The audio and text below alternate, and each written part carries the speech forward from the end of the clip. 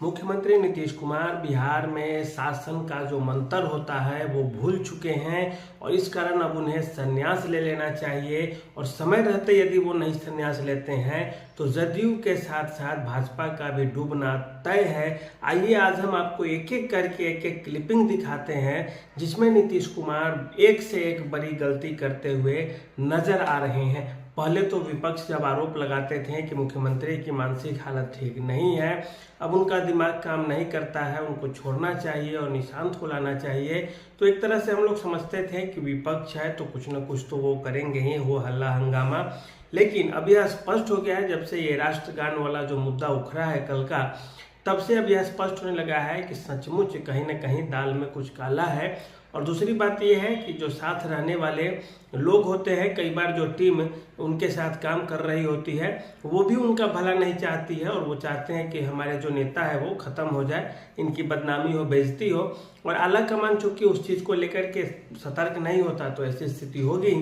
अब आपको हम एक एक करके बताते चलते हैं कि कब कब उन्होंने गलती की और आप उसका वीडियो क्लिपिंग भी देखते चलिए। सबसे पहले आपको हम बताते हैं कि दशहरा ग्राउंड में सारे लोग जमा होते हैं, तीर चलाने होते हैं रावण को मारने के लिए। सारे नेता लगभग अपनी पूरी ताकत को जमा कर लिए रहते हैं कि तीर खींचना है या धनुष का की जो प्रत्यंचा है उसको खींचनी है।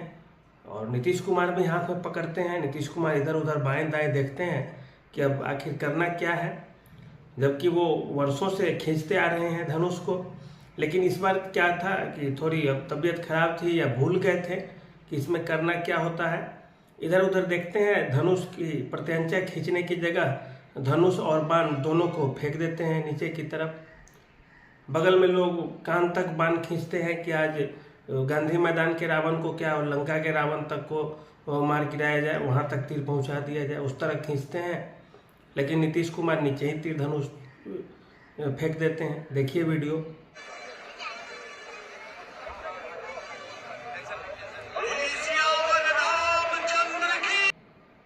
इसके बाद एक मौका आता है जब वे जीविका दीदी से मिलते रहते हैं।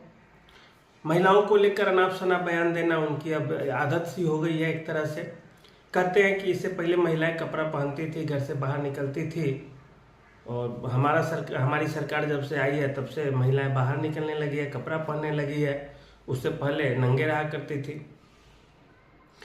ये लाइन उनका नहीं था, मतलब इसी तरह की पहले जैसे कपड़ा नहीं पहनती थी लड़कियां। उससे भी पहले एक बार लड़के और लड़की को लेकर के बयान दिए थे जिसके लिए उनको माफ़ी मांगनी पड़ी थी। अब यहाँ पे वो बोलना ठीक नहीं है क्योंकि वो थोड़ा गंदे किस्म की बात थी, तो उसको अब छोड़ दिया जाए। इसके बाद राबड़ी देवी के साथ विधानसभा में तुत्तु में होती है। राबड़ी देवी को कह देते हैं मुख्यमंत्री जी कि इसके पति को हमने ही मुख्यमंत्री बनाया था। इसके पति को जैसे ये गली का लबड़ा लुच्चा लफंगा टाइप का जो लोग होता है जिसको बोला जाता है इसको उसको तुमको हमको, वैसी भाषा की प्रयोग किए राबड़ी देवी जी के लिए। अब राबड़ी देवी विपक्ष की नेत्री हैं एक तरह से। इसके अलावा विधान परिषद में वो उनकी सदस्यता भी है और सबसे बड़ी बात है कि वो मुख्यमंत्री रह चुकी है। कल को कोई नीतीश कुमार को ही कहे ऐसी बातें तो नीतीश कुमार को कैसा लगेगा। ये बड़े निंदा की बात है, निंदनीय बयान था वो एक तरह से। वहां तक हम लोगों ने इग्नोर मारा कि चलो भाई कोई बात नहीं, राजनीति है, थोड़ा बहुत होते रहती है। इसके बाद तेजस्वी ने हालांकि उसका विरोध किया था, पूरी राजद विरोध की थी, लेकिन फिर कल एक घटना घट जाती है। और घटना ये घटती है कल कि राष्ट्रगान बज रहा होता है, आदेश मिल जाते हैं कि राष्ट्रगान बजाया जाए। शायद राष्ट्रगान की जो ध्वनि थी सारे नेता सुन रहे थे, सारे एकदम शांति की मुद्रा में थे कि सबसे बड़े देशभक्त हम ही लोग हैं। नीतीश कुमार को इस चीज़ का ध्यान ही नहीं था कि अब राष्ट्रगान बज रहे हैं। वो बीच बीच में अपने बगल वाले को पेट में उंगली लगाते हैं। वो बेचारे भी शर्मा रहे हैं थोड़ा कि क्या हो रहा है देखे, फिर भी उसको बार बार टोक रहे हैं। और वहीं तक बात रुकती तो काम चल जाता। फिर उसके बाद मुख्यमंत्री पत्रकारों को प्रणाम करते हैं। सारे लोग राष्ट्रगान के आदर में सम्मान के भाव से खड़े थे और ये अपनी कार्रवाई कर रहे थे, कारनामे दिखा रहे थे। होता क्या, ये वीडियो वायरल हो गया कि मुख्यमंत्री के पास एक तरह से राष्ट्रगान की समझ नहीं है, अपमान कर रहे हैं। और जो कोई नया लीडर रहता, नया नेता रहता तो थोड़ी बात चलती, लेकिन नीतीश कुमार तो पुराने लीडर हैं। देखिए वीडियो।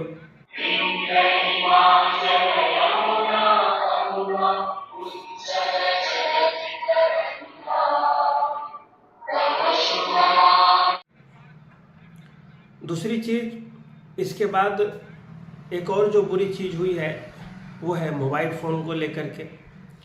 नीतीश कुमार कहते हैं कि मोबाइल फ़ोन का इस्तेमाल इसी तरह से होता रहा तो 10 साल में दुनिया ही ख़त्म हो जाएगी, और वो इसी कारण 2019 से मोबाइल नहीं चला रहे हैं। सदन के अध्यक्ष को नंदकिशोर यादव को बोल रहे थे कि आप नियम कानून बनाइए, जो लाते हैं उस पर कार्रवाई कीजिए। अब बिहार में सड़कों पे कार्रवाई होते होते विधानसभा के सदस्यों पे भी कार्रवाई होगी, और बाहर गुंडे अपराधी अपना बवाल मचाते रहेंगे।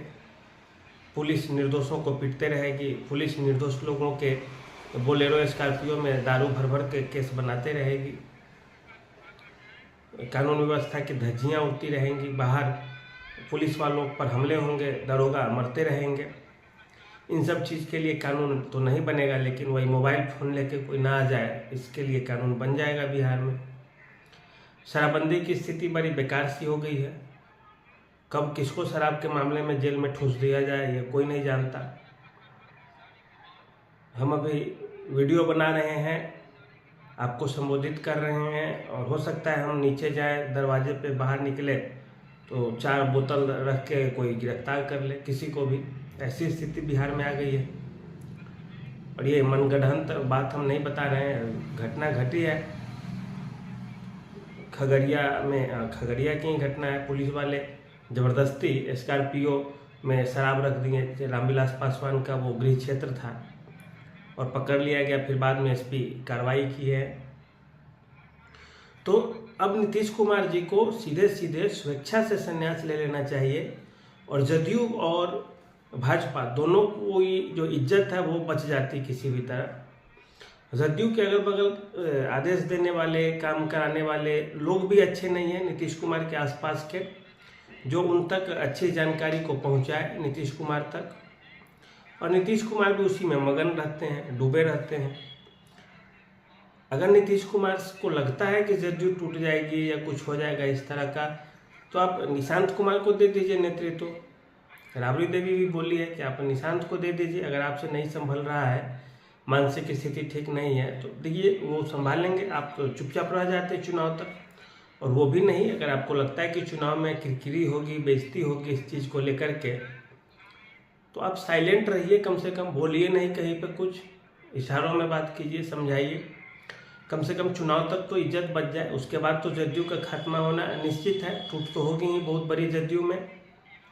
अगर निशांत आते भी है तो क्या कुशवाहा जो लॉबी है जदयू का वो स्वीकार करेगी? तब तो केवल कुर्मी की राजनीति करने से तो कुछ नहीं होगा, आबादी कितनी है कुर्मी की।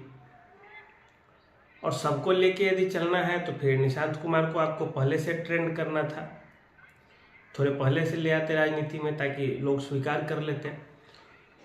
तो नीतीश कुमार कभी प्रधानमंत्री को प्रणाम करने लगते हैं, जबकि प्रधानमंत्री मोदी 2-3 महीने ज़्यादा बड़े होंगे नीतीश कुमार से, और मुख्यमंत्री वो भी थे, ये भी थे मुख्यमंत्री, तो इसमें पैर छूने की कौन सी बात होती है। इसके बाद रविशंकर प्रसाद आते हैं होली खेलने, रविशंकर प्रसाद की भी नीतीश कुमार पैर छूने चले जाते हैं, हालांकि वो गले लगा लेते हैं बाद में। वो अच्छे नेता है रविशंकर प्रसाद, और चीज़ समझ गए कि कुछ भी है, मुख्यमंत्री है, क्यों बेइज्जती होने दें हम।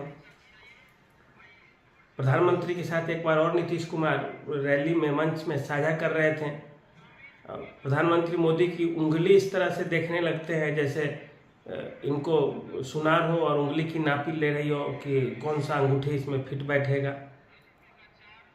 उस पर भी किरकिरी हुई थी। और कब तक किसका किसका पैर छुआ जाएगा, कभी अधिकारी का, कभी नेता का, कभी प्रधानमंत्री का। अगर सचमुच में अगर होता है कई बार, ज़्यादा उम्र हो जाने के बाद लोगों की स्थिति ठीक नहीं होती, दिमाग सही से काम नहीं करता, कब धोखा हो जाए कब क्या हो जाए कोई नहीं जानता। तो ऐसी स्थिति में आप क्या कीजिए कि इस चीज़ को छोड़िए। मुख्यमंत्री की कुर्सी बड़ी चीज़ नहीं है। अगर इज्जत के साथ आपकी समाप्ति हो जाए पॉलिटिकल करियर की, मुख्यमंत्री रहते हुए आप संन्यास ले लें, तो ज़िंदगी भर के लिए आपका नाम होगा। और नहीं तो फिर इसी तरह से किरकिरी होगी कि एक नीतीश कुमार हुआ करते थे जो ऐसे ऐसे थे वैसे वैसे थे। तो इस चीज़ पे नीतीश कुमार को खुद ध्यान देना चाहिए, और जो बच्चा खुचा जो चीज़ है वो कम से कम बिगड़ने से पहले एक्शन ले ले, तो भाजपा के लिए भी ठीक रहेगा, जदयू के लिए भी ठीक रहेगा, जदयू भी बच जाएगी और भाजपा की भी किरकिरी नहीं होगी। भाजपा के नेता कितना भी अब कुछ बोले, लेकिन इससे कुछ तो उनका होने जाने को है नहीं। हरिभूषण ठाकुर बचौल जो हैं वो बोले हैं कि नीतीश कुमार देश के सबसे बड़े देशभक्त हैं। नीतीश कुमार के बाद ही किसी का स्थान है देशभक्ति में, सही बात है। पुलिस के जवान, दरोगा, एसपी, डीएम, सेना के जवान जो शहीद हुए हैं, सब चीज़ को आप साइड कर दे, फिर भी नंबर 1 पे नीतीश कुमार ही रहेंगे। जनगणमन वाला घटना तो छोड़ दिया जाए, होंगे भी नीतीश कुमार, इसमें कोई दो राय नहीं है। सबसे बड़े ईमानदार तो है ही, और ईमानदार के साथ साथ देशभक्त भी है ही। लेकिन नीतीश जी को मेरा भी अनुरोध है कि वो राजनीति छोड़ दे तो ज़्यादा सही रहेगा। अगर लगता है पार्टी टूटेगी तो अपने लड़के को आगे कर दीजिए, इसमें कोई किरकिरी नहीं होगी, सारे नेता किए हैं। और इन सब चीज़ों से बचिए चुनाव तक कम से कम, ताकि आपकी पार्टी के लिए भी अच्छा हो और भाजपा के लिए भी अच्छा हो। और नहीं तो सब एक साथ समेट दिए जाएंगे, भाजपा भी समेट दी जाएगी, चिराग भी समेटे जाएंगे, नीतीश भी समेटे जाएंगे। लालू यादव ने तो कमेंट किया ही है कि बिहार वासियों अब इससे ज़्यादा क्या होगा, अब क्या बचा है, राष्ट्रगान का अपमान नहीं सहेगा हिंदुस्तान, लालू यादव का बयान है। राबड़ी देवी जी बयान दिए, तेजस्वी भी बयान दिए हैं कि भाजपा के जो दो एकदम जुझारू देशभक्त जो उप मुख्यमंत्री हैं, दो सम्राट चौधरी और विजय सिन्हा, जो भारत माता की जय बोलते हैं, वो कहाँ है जनगणमन के अपमान वाले मामले पे। और ये भाजपा के लिए भी बड़ी दिक्कत की चीज़ है कि भाजपा आज के बाद कोई दूसरी पार्टी के नेता को कुछ बोल नहीं पाएगी। जब राष्ट्रगान के समय वो कुछ बोलते नजर आएंगे या हिलते डुलते नजर आएंगे, क्योंकि आपके नेता के साथ द्वारा गलती हो गई है और आप बचाव किए हैं। और इसके बाद अब आप किसी भी नेता के साथ अगर कुछ कहेंगे, बोलेंगे किसी भी नेता को, तो आपको ये वीडियो दिखा दी जाएगी, क्लिपिंग दिखा दी जाएगी, और दोनों आदमी का सत्यानाश होना निश्चित है इस मामले पे। खैर, राजनीति में अंतिम कुछ भी नहीं होता। नीतीश कुमार माफ़ी मांग ले तो ज़्यादा सही होगा कि हमसे गलती हो गई, उस दौरान ध्यान नहीं दिए तो ज़्यादा सही रहेगा। अन्यथा राजनीति में इसके परिणाम लेने के लिए आप भी तैयार रहें। हमारा काम तो आलोचना करना है ही, सही और गलत को भी आपके सामने रखना है। तो तरीका कैसा लगा बताइएगा आप हमें, और आज के लिए इतना ही रहने दीजिए। धन्यवाद, नमस्कार।